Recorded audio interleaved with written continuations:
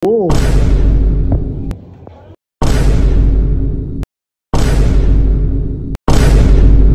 Aray ko! Hey, what's up in a good mood? For today's video guys, ayan, samahan nyo nga kami.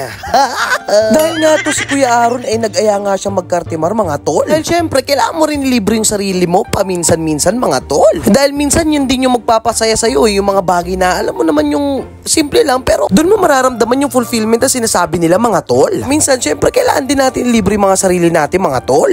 Yung pakiramdam na kaligayahan sa mga puso natin mga tol. Minsan hindi lang din naman sa pamilya o minsan sa ibang mga bagay pa mga tol. I-treat mo din yung sarili mo kahit paminsan-minsan mga tol. Minsan sa mga ginaganapan natin sa araw-araw mga tol, minsan nabe-burnout din tayo mga tol. Syempre paminsan-minsan, kailangan mo ilibre din yung sarili mo. Ang dami ko nang sabing paminsan-minsan mga tol, aray ko! I'm here to tell you right now, we don't care. Let me tell you. Oh, baka bawal to, di naman ako nagda-drive.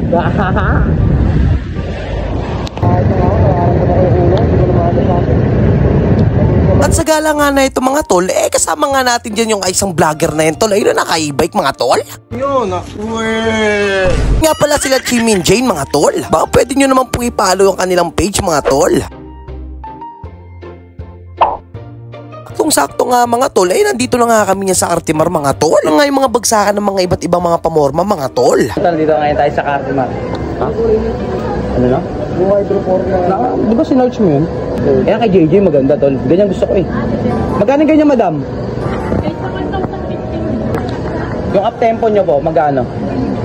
Yung ganito? Pag kebwag. Hindi, ang pinunta ko talaga dito window shop lang ha.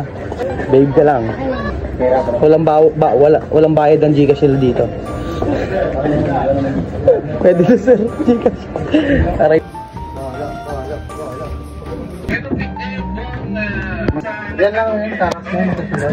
Ay, sama ka ha. Bossing Matthew.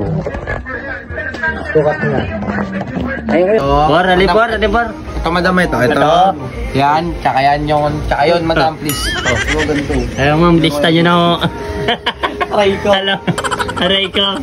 One eternity later. Nung nakabili na nga si Kuya Aaron ng kanyang slides mga tol, dali-dali na kami pumunta sa may Kings mga tol. Cartimar.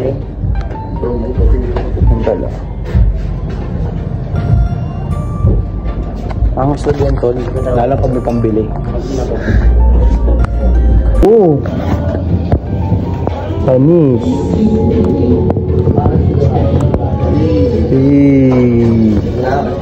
Alam mo na. Yung bling. Meron kaming bag, meron kaming laman na ano. Huwag yan. So ayun mga tol, nandito nga kami sa may, ano saan to ate? Pure Gold? Pasay Pure Gold. Dapat yung ano mga kwento. Tama ba? Ayaw sabi. Ayun, ganun pendant. Video mo, babe. So ayun mga tol, nandito ngayon tayo sa may Pasay Pure Gold dito sa may Libertad. At bibili tayo ngayon bibili si Kuya Aaron ng kanyang dagdag bling sa kanyang pamorma mga tol. Kaya ayun, gusto pumunta dito, punta na kayo kagad dito sa second floor lang ito, tama na? Second floor lang to mga tol.